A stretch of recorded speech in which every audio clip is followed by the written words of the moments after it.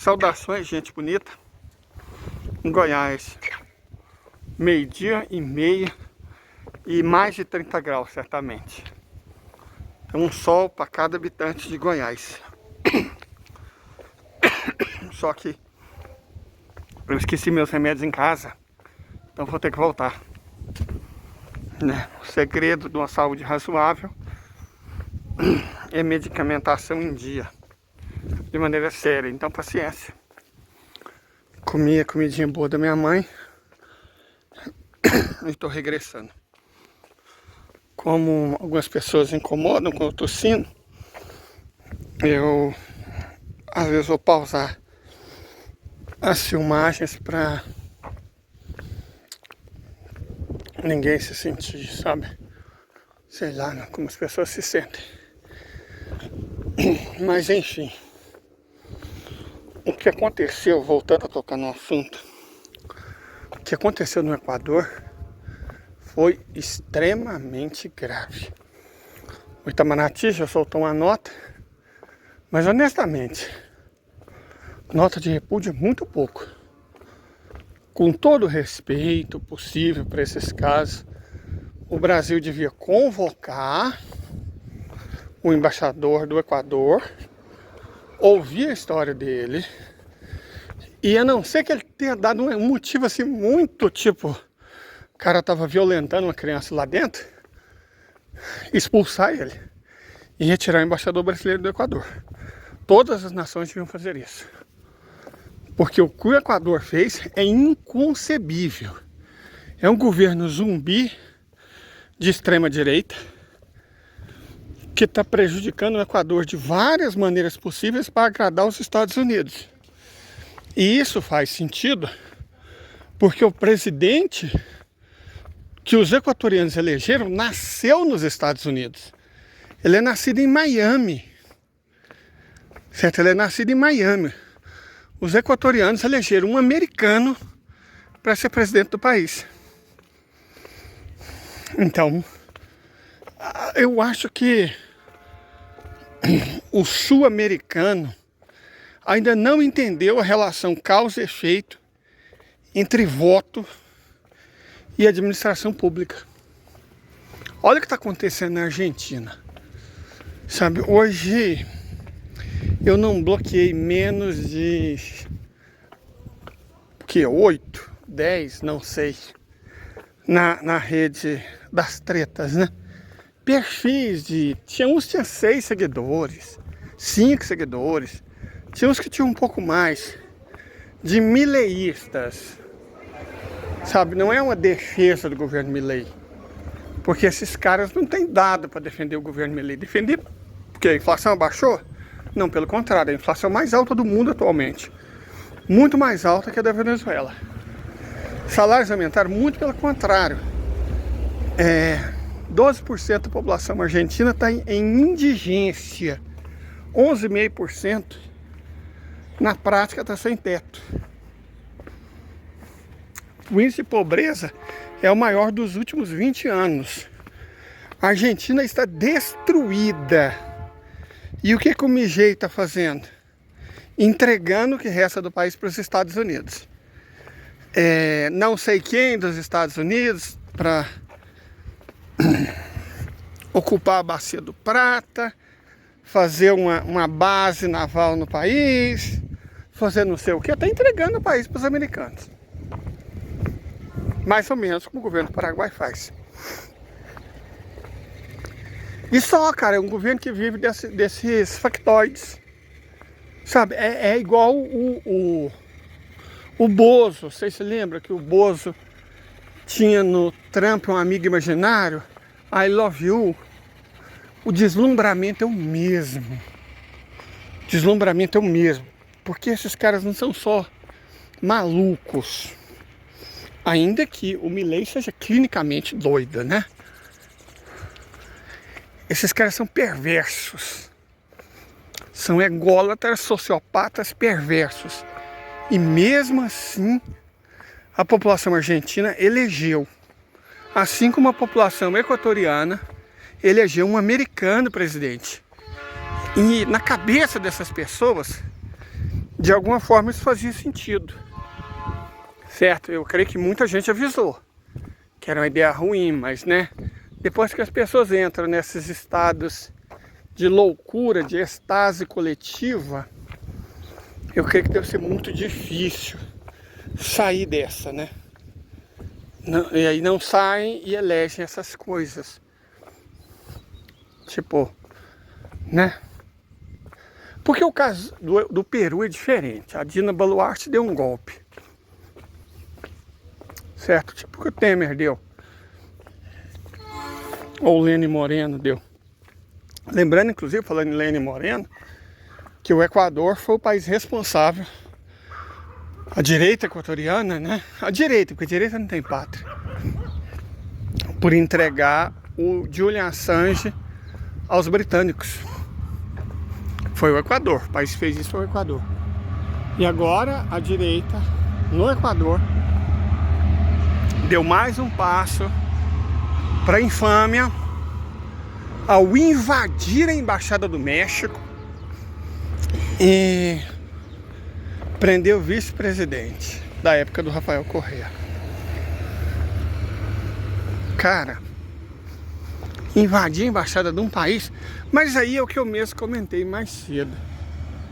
O que Israel fez, cara? Israel acertou, atirou na embaixada de um país. Então, como é que você condena o Equador, sendo que Israel fez coisa muito pior? Qual foi a resposta internacional? Nada.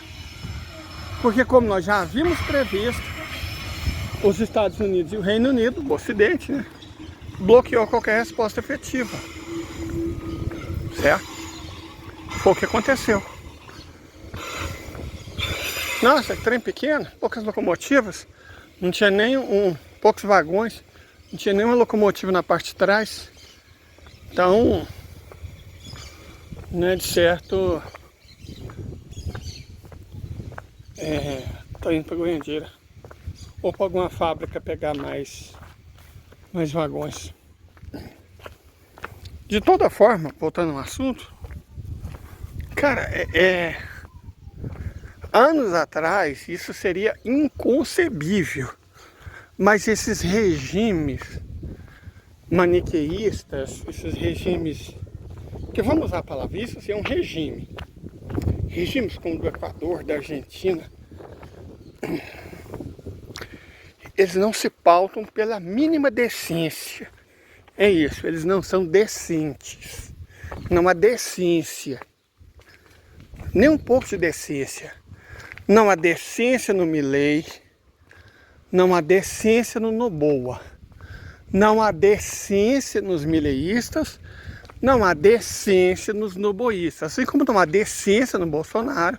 E não há decência nos bolsonaristas. E eles gostam disso. Porque eles se sentem poderosos, sendo maus, sendo pérfidos. Eles gostam, dá uma sensação de poder. Freud explica isso. Freud explica a sensação de impotência das vidas cretinas e miseráveis deles. Porque o que é o mileísta?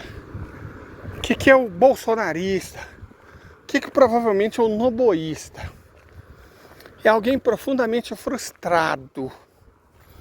Sabe, alguém profundamente frustrado que não consegue digerir o próprio ódio e nem consegue explicar esse ódio, de inteligência limitada, capacidade cognitiva também limitada, que não consegue entender nem expressar as coisas.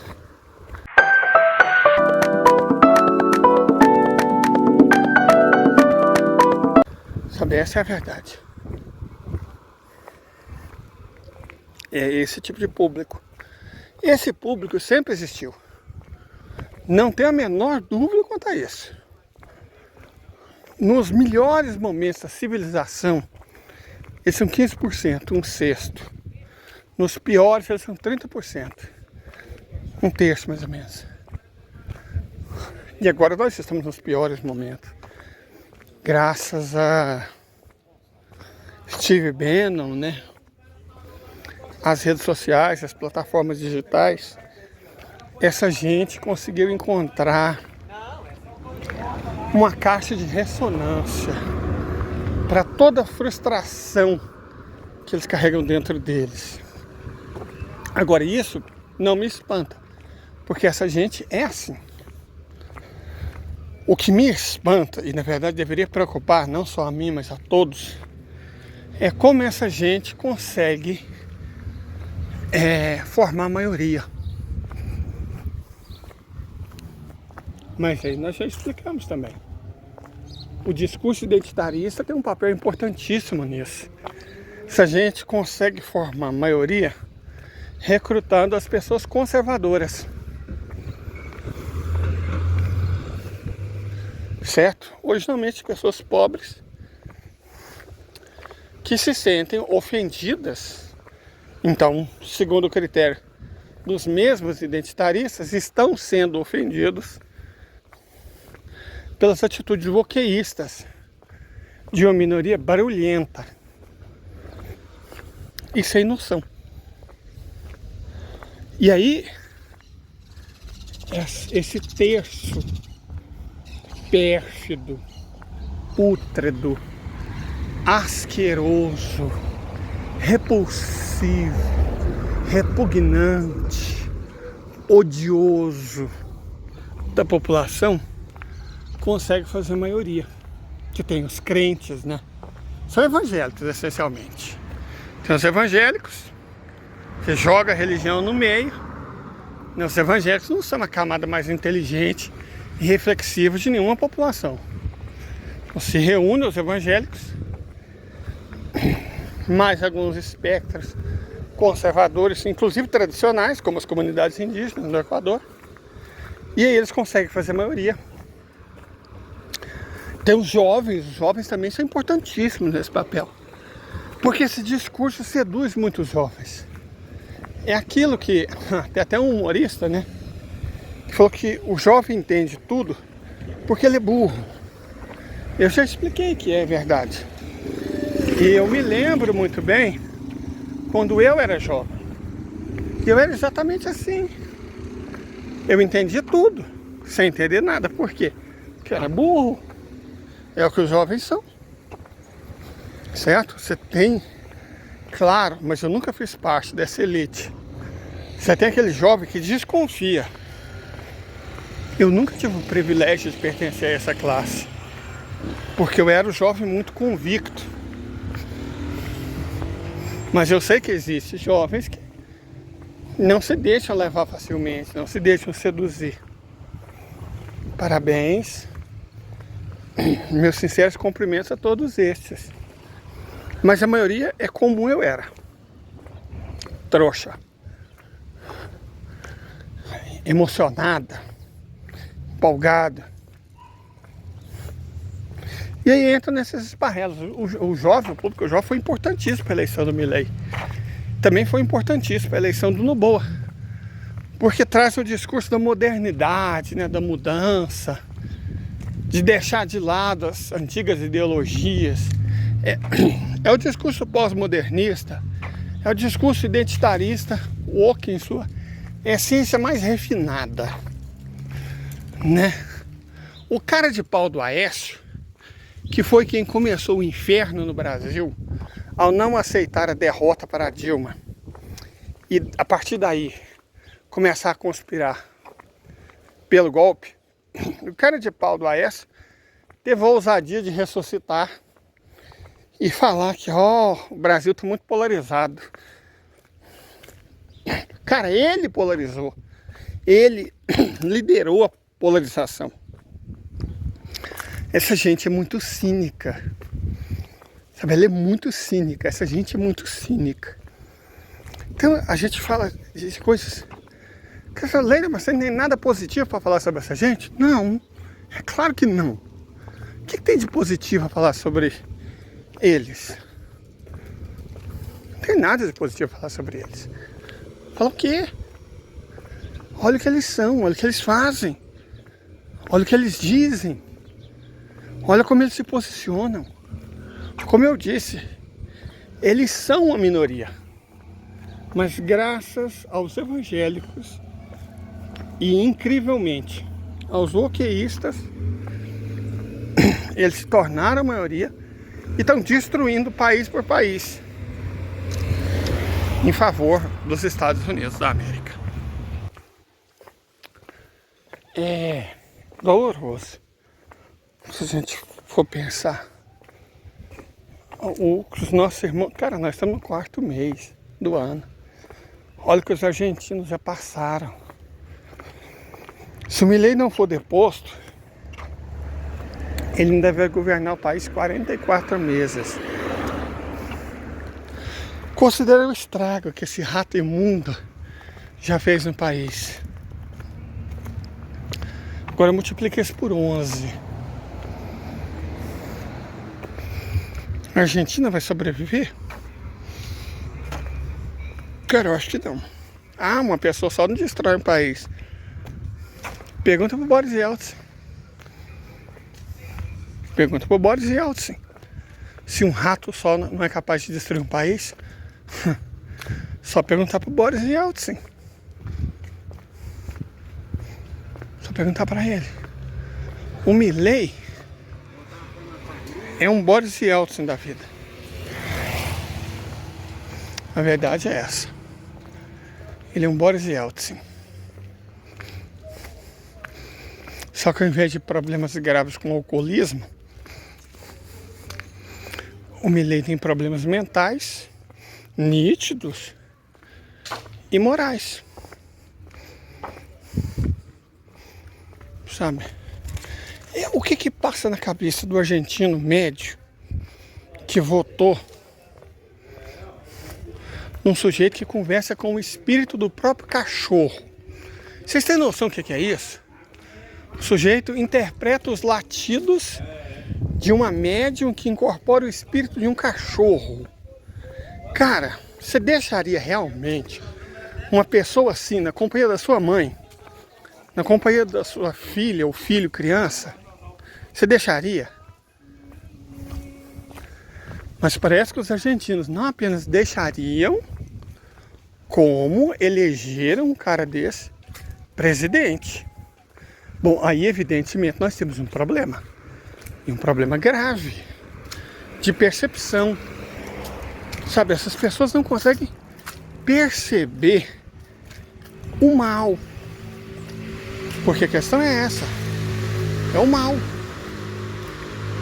Sabe, o perigo que eles estavam correndo. Ao eleger alguém assim, você pode ter amigo estranho. Eu sou esquisito. Eu tenho amigos, né? Normal. Mas eleger alguém assim para presidência de um país, o que é isso, meu Deus do céu? Esse quiabo. Desse tamanho? Quiabo japonês. Ah, meu Deus, olha. Essa eu nunca tinha visto. Mas olha só. É mais uma que eu descobri agora. De toda forma, gente, o que está acontecendo no mundo? O que está acontecendo no mundo? Eu vou dizer uma coisa para vocês. Geopoliticamente, isso é muito perigoso. Sabe o que é perigoso? Nesse exato momento, a Ucrânia está sendo depletada. Como nós explicamos mais cedo, as tropas russas partiram como um trator de esteira para cima do país. E do jeito certo, metódico. Destrói a infraestrutura energética, esvazia as cidades e depois passa por cima delas. Vai tomando uma a uma. Quanto mais você toma, menor, com menos habitantes, com menos recursos fica o país. Eu vi um mapa lá, os alemães, em 2026, 40% da Ucrânia vai ser tomada. Eu falei, cara, esses alemães mentem até quando tentam dizer a verdade. Porque eles não levaram isso em conta. Quanto mais territórios ucranianos são tomados, menos da Ucrânia resta. para fornecer recursos, mão de obra, dinheiro. Então vai ficando cada vez mais fácil. Quanto mais você ganha, mais fácil é ganhar todo o resto. Mais fácil é ganhar todo o resto. Certo? E os alemães da terra natal de von Clausewitz não conseguiram entender isso. Ou não quiseram, né? Então, a Ucrânia está sendo depletada. E vai ser feito cada vez mais rapidamente. Porque vai ficando cada vez menos Ucrânia para dominar. O arco entre Sumi e Ismail tem uns 1.200 quilômetros. Uma frente de 1.200 quilômetros é uma coisa muito difícil. Agora, o arco entre Kharkov e a fronteira com a Moldávia, fronteira central, tem uns 800 quilômetros. Vai ficando mais fácil. O arco entre Kiev e o início da fronteira com a Hungria, Subcarpátia, tem o quê? Uns 500 quilômetros. Tá vendo que vai diminuindo? Vai ficando cada vez menor, cada vez menos cidades, cada vez menos gente. Então, à medida que o arco fosse fechando, ele se fecha cada vez mais rápido, cada vez mais facilmente. É o destino da Ucrânia, foi selado.